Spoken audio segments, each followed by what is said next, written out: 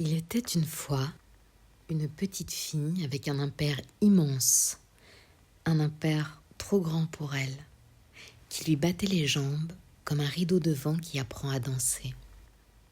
Elle souriait, d'un sourire qui accroche la lumière, les mains pleines de terre tiède, comme si elle avait ramassé un morceau de matin. Elle disait « Le karma, c'est pas un poids, pas une histoire compliquée. Juste quelque chose qui ressemble à 2 étoiles sautant à l'élastique. » Elle disait ça en riant, mandarine entre les dents, paillettes d'aube sous les ongles.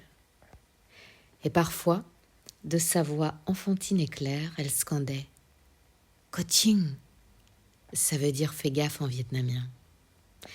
Mais un coaching de gosse, un coaching qui sourit, jamais un coaching qui fait peur.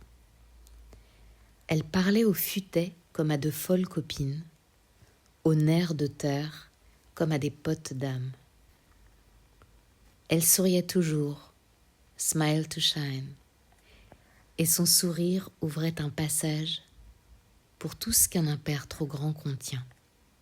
Des autocollants, des chewing-gums à moitié mâchés, des vieux bouts de papier et des bouts de comètes venus de là-haut.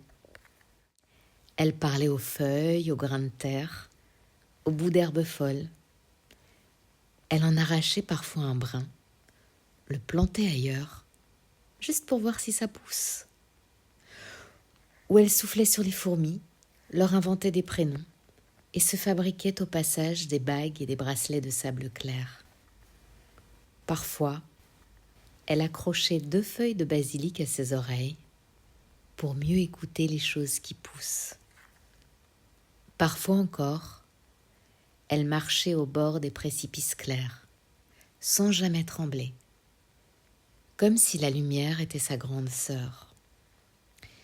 Elle disait que le karma, c'est tendre la main sans savoir qui va l'attraper.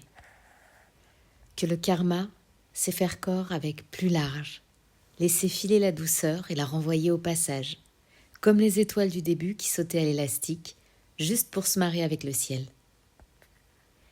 Et puis, sans prévenir, elle riait, petit éclat de vent. Elle lançait, espiègle, « Coaching, coaching !» Pas pour prévenir, mais pour jouer avec le jour, faire 3 tours, 4 tours, jusqu'à perdre l'équilibre et tomber par terre, secouée de fou rire, à voir le monde tourner plus vite qu'elle. Elle se relevait, lumière dans les cheveux, mandarine dans la bouche, comme si elle portait tout le mouvement du monde dans sa petite paume tiède remplie de bonbons. Puis, elle continuait sa route, doucement, jusqu'à rencontrer une herbe folle, une fourmi, une feuille qui tremble. Là, elle s'arrêtait et ouvrait la main. Les bonbons scintillaient comme de petites lunes. Puis, dans un grand éclat de rire, elle lançait, à qui voulait l'entendre, « T'en veux un ?